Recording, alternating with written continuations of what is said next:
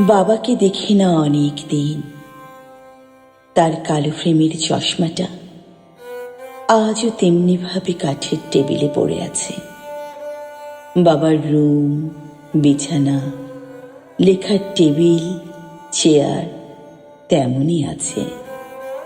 আমার মা বুকে দীর্ঘশ্বাস চেপে এখনো বাবার জায়নামাজ, তসবিহ, টুপি সযত্নে গুছিয়ে রাখেন, যেমনটি গুছিয়ে গেছেন বিগত ৫৫টি বছর ধরে। একটা দীর্ঘ জীবন, একসাথে দীর্ঘ পথ চলা। বাবা হঠাৎ করে কিরকম ইতিহাসে ঠাঁই পেতে নিলেন। এখন আমার কাছে বাবার স্মৃতি মানে শ্রান্ত দুপুরে সাদা গেঞ্জি, ডোরা কাটা লুঙ্গি আর বইয়ের পাতায় অভিনিবিষ্ট এক জোড়া চোখ। আমি ঠিক জানতাম দুপুরে খাওয়ার পর ওই সময়টাই হইচই করা মানা। কতদিন বাবা ওভাবে বইয়ের পাতায় সেটে থাকতে থাকতে ঘুমিয়ে গেছেন অবলীলায়। আর মা কখন যেন ধীর পায়ে চোখ থেকে চশমাটা কিংবা বুকের জমিনে কাত হয়ে পড়ে থাকা বইটা সরিয়ে টেবিলে রেখে দিতেন।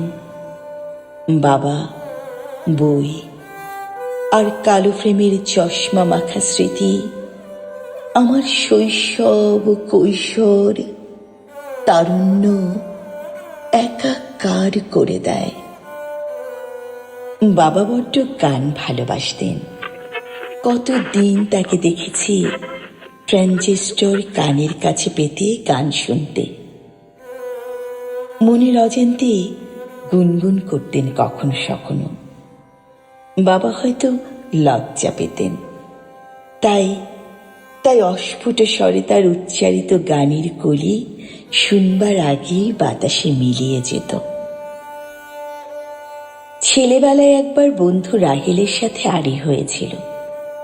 তার সাথে কথা বলা, এমনকি মুখ দেখা দেখেও বন্ধ।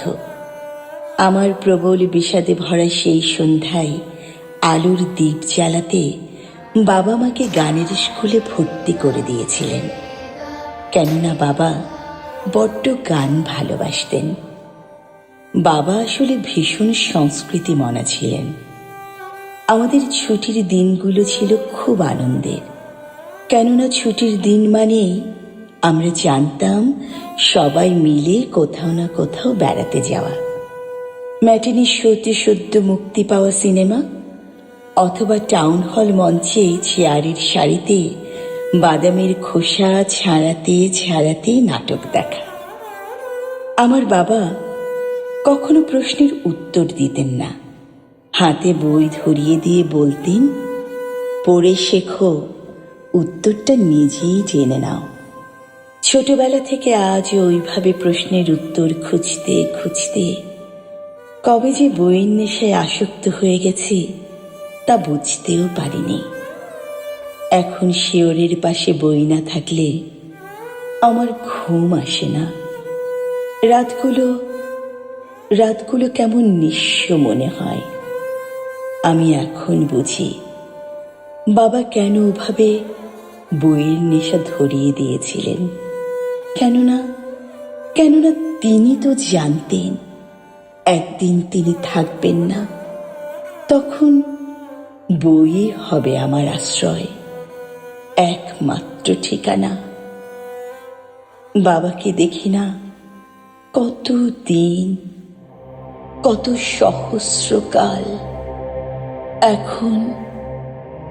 এখন বাবা মানেই নিপাট কবরস্থান। বুকের মাঝারে খা খা বিরান ভূমি, বাঁশের বেড়ায় ঘেরা এক খণ্ড জমি। নিমগ্ন চৈত্রে বিবর্ণ কাঠবাদাম গাছ, শুকনো পাতার ভিড়ে জেগে থাকা ঘাস। আমার